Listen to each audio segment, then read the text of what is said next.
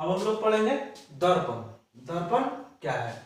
वह चिकनी और चमकीली सतह जो नियमित रूप से प्रकाश को परावर्तित करती है, ठीक है, परावर्तित करती है तथा जिसका दूसरा सतह रजित हो, दर्पण कहलाता है। दर्पण के प्रकार पढ़ेंगे। दर्पण के प्रकार, टाइप्स ऑफ मिरर, यानी दर्पण को मुख्यतः दो भागों में बांटा गया, समतल दर्पण और गोलीय दर्पण। समतल दर्पण यानी प्लेन मिरर और गोलीय दर्पण स्फेरिकल मिरर, ठीक है। अब देखिए स्फेरिकल मिरर को दो पार्ट में बांटा गया है, अवतल दर्पण और उत्तल दर्पण, यानी कॉनकेव मिरर और कन्वेक्स मिरर। समतल दर्पण का डेफिनेशन देखते हैं। जिस दर्पण का परावर्तक सतह, जिस दर्पण का परावर्तक सतह समतल हो उसे क्या कहते हैं? समतल दर्पण कहते हैं। ये समतल दर्पण का फिगर है। प्रॉपर्टीज देखते हैं, प्रॉपर्टीज ऑफ प्लेन मिरर, ठीक है। प्रॉपर्टीज ऑफ प्लेन मिरर में देखते हैं, समतल दर्पण द्वारा बना प्रतिबिंब हमेशा काल्पनिक एवं सीधा होता है। यानी समतल दर्पण में जब भी प्रतिबिंब बनेगा वो हमेशा क्या बनेगा? हमेशा काल्पनिक बनेगा और सीधा बनेगा, ठीक। समतल दर्पण में वस्तु की प्रतिबिंब में पार्श्व परिवर्तन होता है, यानी लेटरल चेंज दिखाई देता है। समतल दर्पण में दर्पण से वस्तु की दूरी एवं दर्पण से प्रतिबिंब की दूरी आपस में एक दूसरे के बराबर होती है। यानी मान लीजिए दर्पण यहाँ रखा गया, हमारे से 2 मीटर की दूरी पे दर्पण रखा गया, तो हमारा जो प्रतिबिंब बनेगा वो दर्पण के पीछे 2 मीटर पे बनेगा। यानी यहाँ कह रहा है समतल दर्पण में दर्पण से वस्तु की दूरी एवं दर्पण से प्रतिबिंब की दूरी आपस में एक दूसरे से बराबर होती है। अब देखिए चौथा प्रॉपर्टी, यदि समतल दर्पण को नियत रखा जाए, यानी समतल दर्पण को स्थिर कर दिया जाए और यदि वस्तु को आगे या पीछे विस्थापित किया जाए तब प्रतिबिंब उतना ही दूरी आगे या पीछे विस्थापित हो जाएगा। यानी मान लीजिए दर्पण को यहाँ रख दिया और यहाँ से हम 1 मीटर पीछे जाते हैं तो हमारा प्रतिबिंब हम दर्पण के सामने दर्पण से 1 मीटर पीछे जाते हैं तो उसका प्रतिबिंब भी दर्पण से पीछे साइड में किधर 1 मीटर की दूरी पर बनेगा। अगर दर्पण के हम करीब जाते हैं तो प्रतिबिंब भी हमारा क्या होगा? दर्पण के करीब आएगा, ठीक है। ये 4 प्रॉपर्टी है।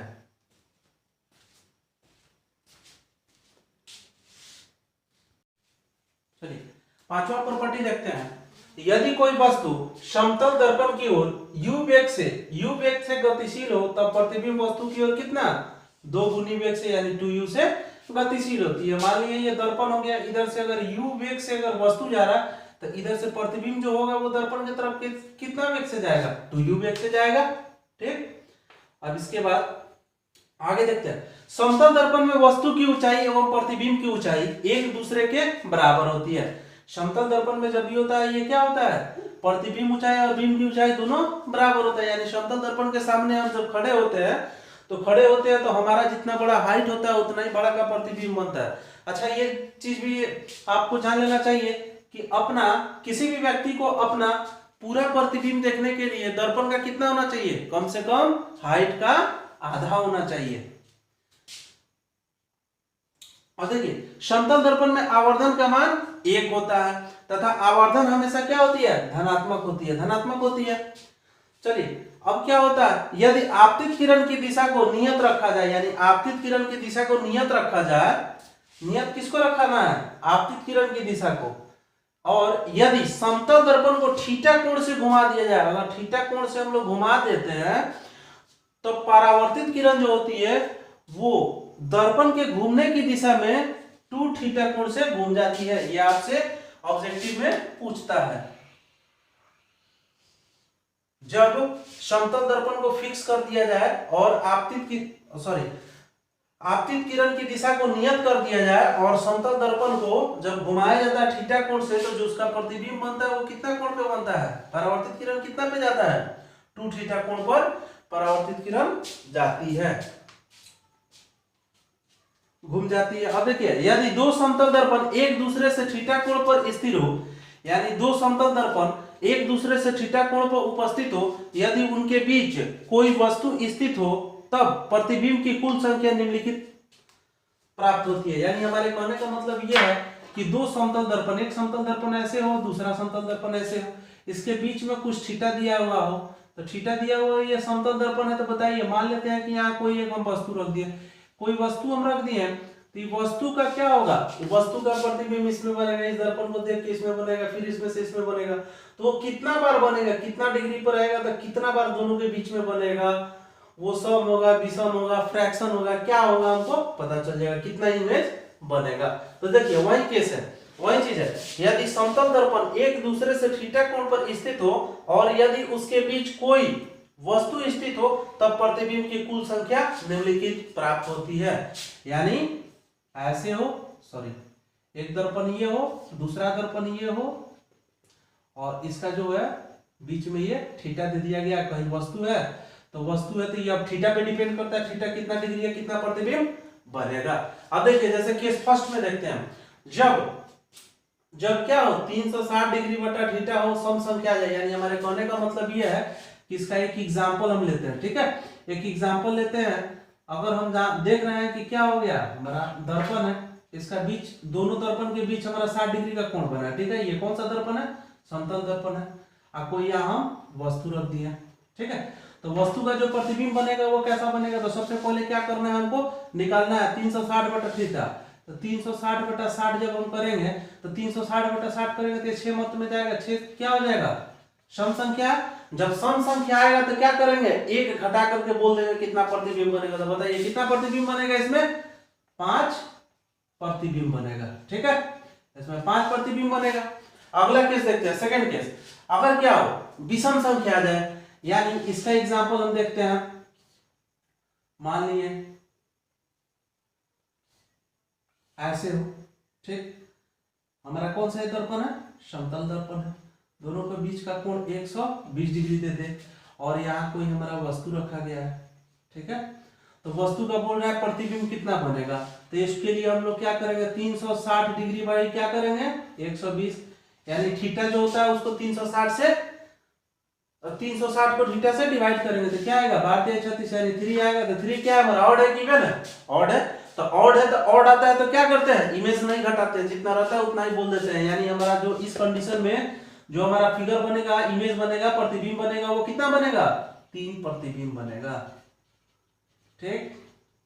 इसके जस्ट बाद अगला केस देखते हैं, जब थीटा बटा 360 बटा थीटा यानी भिन्न संख्या यानी फ्रैक्शन नंबर हो, फ्रैक्शन नंबर, जब फ्रैक्शन नंबर में हो तो उसका कैसे होता है, तो इसका एग्जांपल देखिए, मान लेते हैं, लीजिए ये हमारा 2 दर्पण हो गया, किस प्रकार का दर्पण, समतल दर्पण होना चाहिए, समतल दर्पण हो गया, बीच का थीटा हो गया 80 डिग्री, ठीक, 80 डिग्री हो गया, तो कीजिए तो 360 बटा 80, इससे ही आ गया, 4 गुना 8 9 चौका 36 यानी 9/2। एक भिन्न संख्या आ गया, भिन्न संख्या आ गया तो क्या करना है, थीटा बटा 360 माइनस 1 करेंगे, आप पूर्णांक संख्या ले लेंगे, यानी प्रतिबिंब की संख्या क्या हो जाएगा, प्रतिबिंब की संख्या 9/2 माइनस 1, यानी 2 जाएगा तो कितना हो जाएगा, ये इसमें से 2 घटाइए आप, ये आप पहले इसको कीजिए, ये 4.5 माइनस 1, तो घटाइएगा तो कितना आएगा 3.5 आएगा। तो पूर्णांक संख्या क्या हो जाएगा, इसका पूर्णांक संख्या क्या हो जाएगा, 3 प्रतिबिंब हो जाएगा। हम लोग पहले बहुत सारा चीज से पढ़े हुए हैं कि क्या होता है, मान लीजिए 4.5 है तो अप्रोक्सीमेट में लेते हैं, 4.5 है तो अप्रोक्सीमेट में इसका 5 ले लेते हैं, 5 हो जाएगा। 6.2 है तो अप्रोक्सीमेट में 6 ले लेते हैं। आप बताइए क्या होता है, 4.5 का ना 4.5 फिगर बनता है क्या, 4.5 को फिगर बनता है, नहीं बनता है, तो 4.5 फिगर नहीं बना कर क्या हो जाएगा हमारा 3 हो जाएगा। यानी इसमें घटा देंगे, आधा को फुल नहीं ले सकते हैं लेकिन आधा को हम हटा सकते हैं, ठीक है, इसमें कंफ्यूजन नहीं होना चाहिए। चलिए 10वां प्रॉपर्टी देखते हैं समतल दर्पण का। यदि 2 समतल दर्पण एक दूसरे के समानांतर हो तब प्रतिबिंब की संख्या अनंत होती है। यानी जब क्या होता है, समानांतर होता है तो क्या होता है, अनंत होता है, प्रतिबिंब की संख्या अनंत होती है।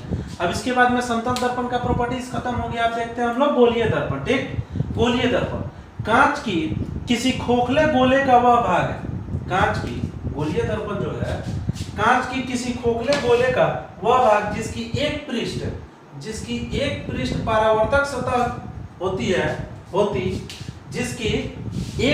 परावर्तक सतह होती तथा दूसरी पृष्ठ कलई की हुई रहती है। इस प्रकार के दर्पण को क्या कहते हैं? गोलीय दर्पण कहते हैं। या दूसरे तरह से इसका परिभाषा देखिए, वैसा दर्पण जो एक गोले का भाग हो गोलीय दर्पण कहलाता है। ठीक, फिर से एक बार, अगर ये परिभाषा नहीं याद होता है तो वैसे याद कर सकते हैं। वैसा दर्पण जो एक गोले का भाग हो गोलीय दर्पण कहलाता है। गोलीय दर्पण दो प्रकार के होते हैं, ठीक है, मुख्यतः दो प्रकार के होते हैं। इसको क्या बोलते हैं? पहला कॉनकेव मिरर यानी अवतल दर्पण, दूसरा कन्वेक्स मिरर यानी उत्तल दर्पण। ठीक, अवतल दर्पण को परिभाषित करते हैं अवतल दर्पण, ठीक है।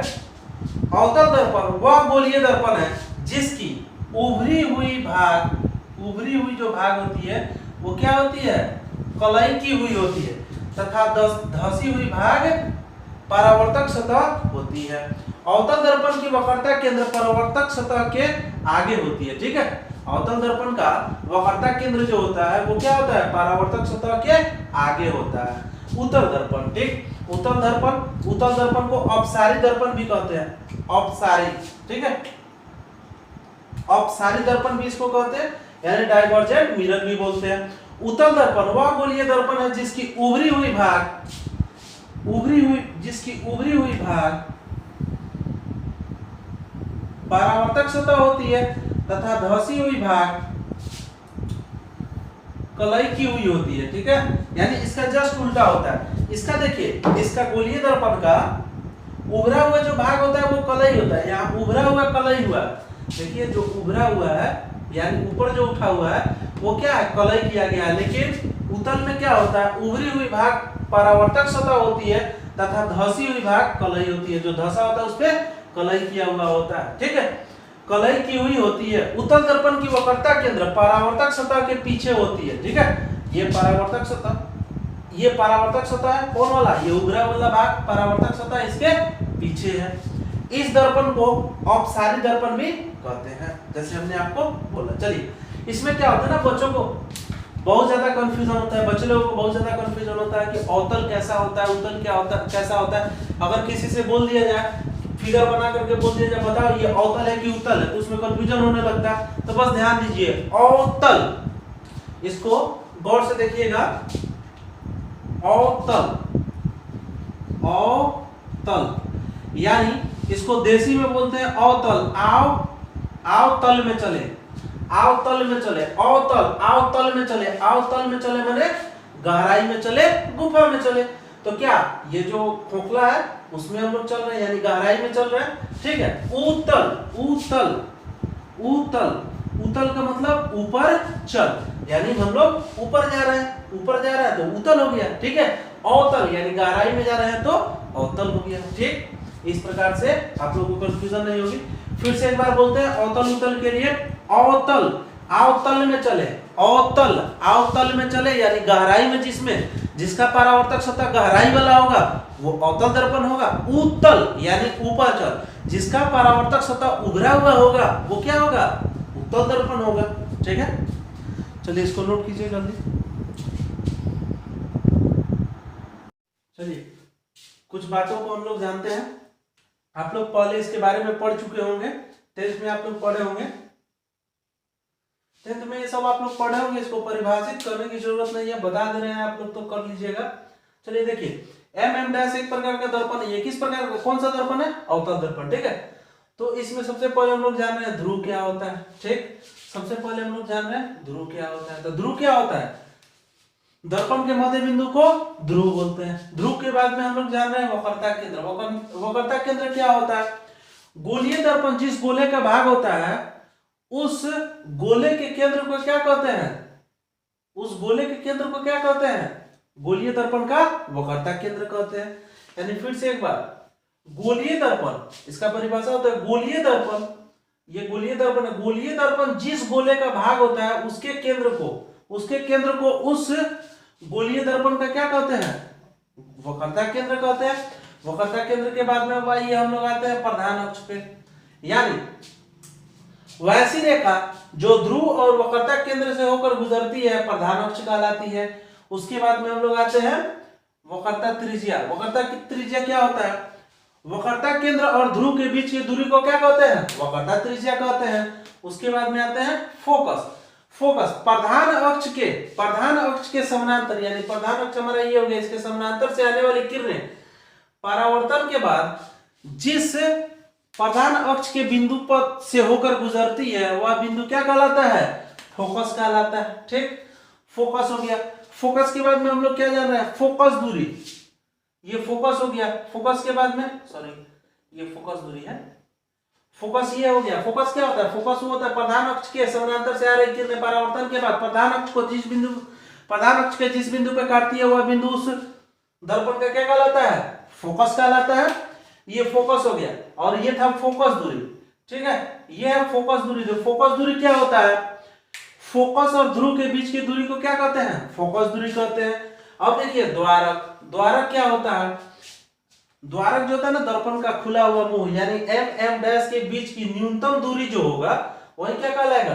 द्वारक कहलाएगा। इसके बाद में हम लोग प्रतिबिंब पढ़ते हैं। प्रतिबिंब के बारे में पढ़ते हैं। प्रतिबिंब क्या होता है? प्रतिबिंब यानी इमेज, किसी बिंदु स्रोत से आ रही प्रकाश की किरणें अपवर्तन या परावर्तन के बाद जिस बिंदु पर मिलती है या मिलती हुई प्रतीत होती है वह बिंदु उस बिंदु स्रोत का प्रतिबिंब कहलाता है। ठीक है, उस बिंदु स्रोत का प्रतिबिंब कहलाता है। प्रतिबिंब दो प्रकार के होते हैं जो निम्नलिखित है, यानी कौन कौन सा? वास्तविक प्रतिबिंब और काल्पनिक प्रतिबिंब। काल्पनिक प्रतिबिंब को आभासी प्रतिबिंब भी बोलते हैं। ठीक है, वास्तविक प्रतिबिंब को यहाँ परिभाषित करते हैं। देखिए यहीं पे हमारा यहीं पे प्रतिबिंब में ही दोनों परिभाषित हो चुका है। देखिए गौर से, किसी बिंदु स्रोत से आ रही प्रकाश की किरणें अपवर्तन या परावर्तन के बाद जिस बिंदु पर मिलती है और यहां से लिख दीजिए जिस बिंदु पर मिलती है वह उस बिंदु स्रोत का प्रतिबिंब, कौन सा? उस बिंदु स्रोत का वास्तविक प्रतिबिंब कहलाता है। वही अब देखिए क्या हो जाएगा, जब किसी बिंदु स्रोत से आ रही प्रकाश की किरणें अपवर्तन या परावर्तन के बाद इतना चीज छोड़ देना है, तो कौन सा लिखना है? परावर्तन या अपवर्तन के बाद मिलती हुई प्रतीत होती है। यानी इसको क्या करेंगे, जब इतना को हम छोड़ देंगे और यहाँ परावर्तन के बाद मिलती हुई प्रतीत होती है वह बिंदु उस बिंदु स्रोत का क्या? काल्पनिक प्रतिबिंब कहलाती है। यानी सब क्या है? दोनों परिभाषा इसी में, बस पकड़ने की जरूरत है। यानी कैसे पकड़ेंगे, कैसे समझेंगे? तो हम लोग समझेंगे कि जब किसी, देखिए यहाँ परिभाषा से वास्तविक में, जब किसी बिंदु स्रोत से आ रही प्रकाश की किरणें अपवर्तन या परावर्तन के बाद जिस बिंदु पर मिलती है उसे उस बिंदु स्रोत का क्या कहते हैं? वास्तविक प्रतिबिंब कहते हैं। और जब किसी वही परिभाषा, देखिए इसमें मिलती हुई प्रतीत होती है, यानी जब किसी बिंदु स्रोत से आ रही प्रकाश की किरणें अपवर्तन या परावर्तन के बाद जिस बिंदु पर मिलती हुई प्रतीत होती है उसे उस बिंदु स्रोत का काल्पनिक प्रतिबिंब कहते हैं। इस प्रकार से प्रतिबिंब खत्म हुआ। चलिए नोट कीजिए।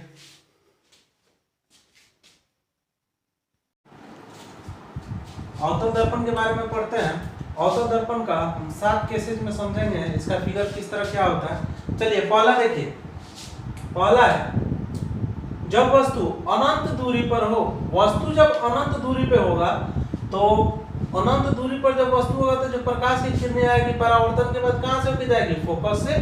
तो प्रतिबिंब जो बनेगा वो कहां पे बनेगा? फोकस पे बनेगा और कितना? बिंदु के बराबर, यानी बहुत छोटा होगा। तो प्रतिबिंब के बारे में यह जानकारी दिया गया। प्रतिबिंब जो बनेगा वो वास्तविक बनेगा, उल्टा बनेगा, बिंदुवत यानी अत्यंत छोटा। कहां पे बनेगा? फोकस पे बनेगा। आवर्धन ऋणात्मक होगी, आवर्धन इसका ऋणात्मक और 1 से छोटा। अब देखिए दूसरा केस क्या है, जब वस्तु अनंत और वक्रता केंद्र के बीच हो, यानी ये वक्रता केंद्र हो गया, इधर अनंत है, उसके बीच में कहीं है, यहाँ से 2 किरणें निकलेगी बिंदु स्रोत से। पहला क्या होगा? पहला आएगा प्रकाश परावर्तक सतह से टकराने के बाद में फोकस से होके जाएगा, दूसरा वक्रता केंद्र से आएगा। तो वक्रता केंद्र से जो किरणें आती है ना वो दर्पण से टकराने के बाद में फिर क्या होती है? पुनः उसी माध्यम में लौट जाती है, पुनः उसी पथ से लौट जाती है जिस पथ से वो आई थी। तो देखिए ये एक रे ये आया था, दूसरा रे ये आया था, दोनों का कटिंग से ये मिला, तो यहाँ से यहाँ तक ये जो दूरी हुआ ये किसका प्रतिबिंब बना है, ये जो डिस्टेंस सॉरी ये जो हमारा प्रतिबिंब बना a डैश b डैश वो किसका, इस वस्तु का प्रतिबिंब बना। तो देखिए इसका मुंडी का है, इसका मुंडी ऊपर है, ये यहाँ है, यहाँ देखिए a डैश यहाँ, यानी ये सीधा है तो ये उल्टा है।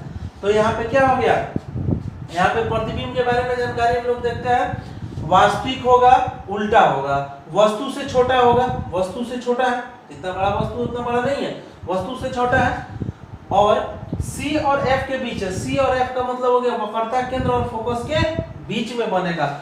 आवर्धन जो होगा ऋणात्मक और 1 से छोटा होगा, आवर्धन जो होगा 1 से छोटा होगा, ऋणात्मक और 1 से छोटा, यानी उल्टा रहेगा। देखिए ऋणात्मक जो है ना, ऋणात्मक कैसे आता है, आवर्धन इक्वल टू क्या होता है, आवर्धन इक्वल टू प्रतिबिंब की ऊंचाई बाई बिंब की ऊंचाई, तो प्रतिबिंब का ये माइनस में जाएगा ना, उल्टा है, इधर बिंब की ऊंचाई ये क्या है, ये प्लस में जाएगा, तो इस पे कुछ होगा, तो मान लीजिए ये छोटा है और ये बड़ा है, तो छोटा बड़ा, तो ये क्या होगा 1 से छोटा ही आएगा, और क्या आएगा नेगेटिव आएगा, इसलिए वो दिया गया।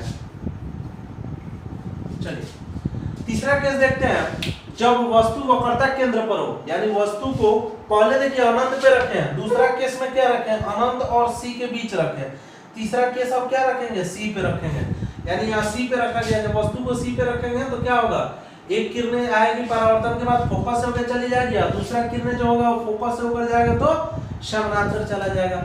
यानी एक चीज हमको देखने को यहाँ ये मिला है, ये नोटिस करने वाली बात है, ये नोट करने वाली बात है कि देखिए जब क्या होती है किरणें, जब किरणें मुख्य अक्ष के समानांतर से आती है तो फोकस से होकर जाती है, और जब किरणें फोकस से होकर जाती है तो वो क्या होती है मुख्य अक्ष के समानांतर चली जाती है। देखिए ये समानांतर से आई तो फोकस पे आई, लेकिन वही जब फोकस से आएगी तो क्या होगी, समानांतर चली जाएगी। यहाँ फोकस से आई है और समानांतर चली गई है। देखिए दोनों परावर्तित किरणें के कटिंग पॉइंट से हमको जो पॉइंट मिला, तो यहाँ से यहाँ जो हमारा ये हो गया a डैश b डैश जो हो गया, ये हमारा क्या हो गया, ये प्रतिबिंब बन गया, और ये क्या हमारा बिंब है यानी वस्तु है। तो ये दोनों, इसका नाम क्या हो गया a b, तो यहाँ क्या हो जाएगा b डैश a डैश, यानी देखिए क्या बना, वास्तविक बना उल्टा बना, उसके साथ साथ वस्तु के बराबर बना। तीसरा नंबर देखिए C पर बनती है, यानी वक्रता केंद्र पर वस्तु रखते हैं तो वक्रता केंद्र पर इसकी प्रतिबिंब बनती है। आवर्धन इसका ऋणात्मक होता है और क्या होता है 1 होता है, जब दोनों बराबर होगा तो वो कट के क्या हो जाएगा -1, यानी आवर्धन ऋणात्मक और 1 होती है। चौथा केस है कि जब वस्तु C तथा F के बीच हो, C पे तो हमने रख लिया, अब C और F के बीच हम रखते हैं, यानी यहाँ रखते हैं, जैसे C और F के बीच हमने यहाँ रखा तो दो किरणें निकली, तो ये एक परावर्तन के बाद फोकस से होकर चली गई है, दूसरा फोकस से होकर गुजरी, तो फोकस से होकर गुजरने वाली मुख्य अक्ष के समानांतर चली जाती है, यानी प्रधान अक्ष के समानांतर चली जाती है। तो दोनों के कटिंग से जो हमको मिला वो हमारा क्या मिला, a डैश b डैश मिला, यानी प्रतिबिंब जो है उल्टा है और कहाँ पे है, अनंत और वक्रता केंद्र के बीच में मिला है, यानी C के परे मिला है। चलिए अब इसको लिखते हैं, वास्तविक, ये जो प्रतिबिंब मिला है वो वास्तविक उल्टा वस्तु से बड़ा, देखिए इतना छोटा वस्तु था ये बड़ा हो गया, बड़ा अनंत तथा C के बीच, यानी आप C के परे भी बोल सकते हैं।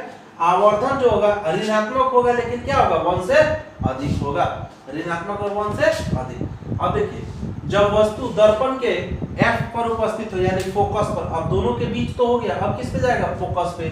अब फोकस पे गया तो फोकस पे जब वस्तु उपस्थित है तो परावर्तन के बाद में फोकस से होकर चला गया, दूसरा रे कहां से गया, दूसरा रे वक्रता केंद्र से होकर गया। तो देखिए ये दोनों को बढ़ाते जाएंगे तो एक ऐसा समय आएगा जहां पे ये दोनों मिल जाएगा, यानी दोनों परावर्तित किरणें मिल जाएगा। तो दोनों परावर्तित किरणें कहां पे मिलेगा, अनंत पे, ठीक है, दोनों परावर्तित किरणें अनंत पे मिलेगा।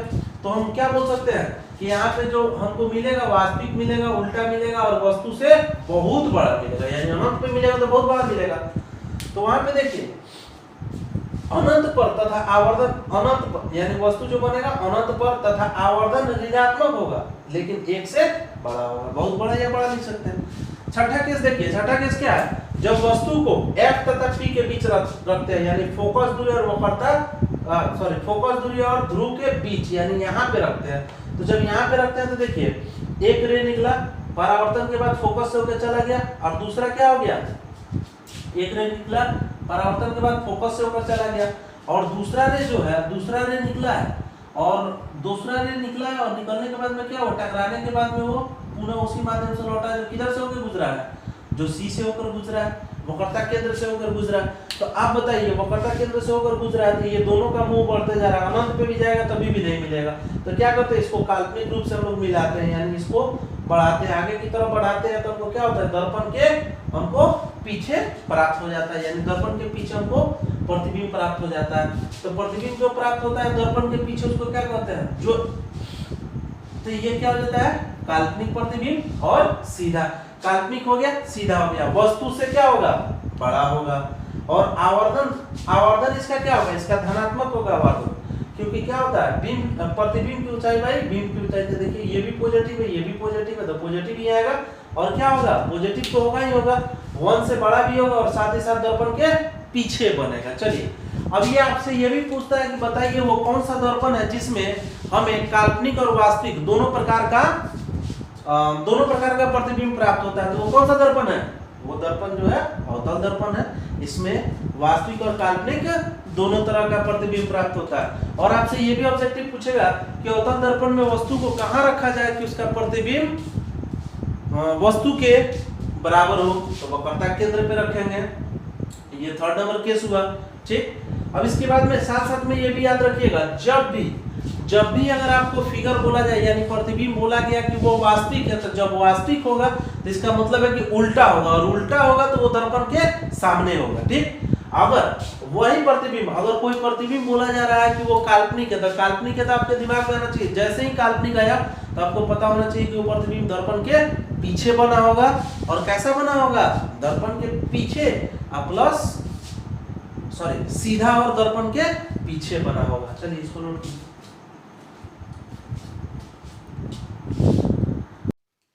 चलिए 7वां केस देखते हैं।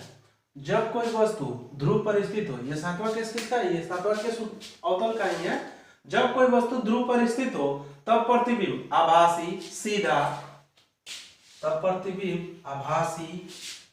सीधा वस्तु के बराबर होते हैं।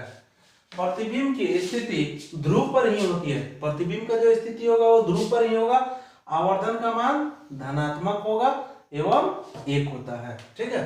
अब देखेंगे प्रॉपर्टीज ऑफ डाइवर्जेंट मिरर, यानी उत्तल दर्पण के गुण। उत्तल दर्पण के गुण, जब वस्तु अनंत पर स्थित हो, यानी उत्तल दर्पण में देखते हैं जब वस्तु अनंत पर उपस्थित हो तो वो आएगा और परावर्तन के बाद में चला जाएगा, यानी परावर्तन के बाद फोकस से होकर जाता हुआ हमें प्रतीत होता है, ठीक है। फोकस से होकर जाता हुआ प्रतीत होता है, जैसे ये आया परावर्तित होकर चला गया, ऐसे लग रहा है कि फोकस से होकर जा रहा है। उसमें क्या था, अनंत से आ रही प्रकाश की किरणें परावर्तन, उत्तल में क्या होता था, अनंत से आ रही प्रकाश की किरणें परावर्तन के बाद फोकस से होकर जाती थी, लेकिन इसमें जाती हुई प्रतीत होती है, ठीक है। अब देखते हैं इसमें जो प्रतिबिंब बनता है आभासी और सीधा बनता है, वस्तु से अत्यंत छोटा यानी बिंदुवत बनता है, ठीक है, बिंदुवत बनता है। फोकस पर बनता है, आवर्धन धनात्मक एवं 1 से छोटा होता है। इसका 2 ही केस पढ़ना है, दूसरा केस हम लोग पढ़ रहे हैं। जब कोई वस्तु अनंत और ध्रुव के बीच हो, रे आया और परावर्तन के बाद में कहां से होकर जाएगा, उत्तल में क्या होता था, परावर्तन के बाद में फोकस से होकर जाता था, लेकिन इसमें फोकस से होकर जाता हुआ प्रतीत होता है। और दूसरा रे क्या हुआ, पोल पर पड़ा और वहां से परावर्तित हो गया, ठीक है। तो परावर्तित हो गया तो इसको भी मिलाएंगे पीछे की तरफ जब मिलाएंगे तो दोनों परावर्तित किरणें के कटिंग से जो हमको मिलेगा वही हमारा क्या होगा, प्रतिबिंब होगा। यहाँ देखिए ए बी और ए डैश बी डैश यानी सीधा है, तो काल्पनिक तथा सीधा वस्तु से छोटा, फोकस और ध्रुव के बीच, आवर्धन धनात्मक होगा और 1 से छोटा होगा, ठीक है। इस प्रकार हमारा ये अवतल उत्तल का केस समाप्त हुआ।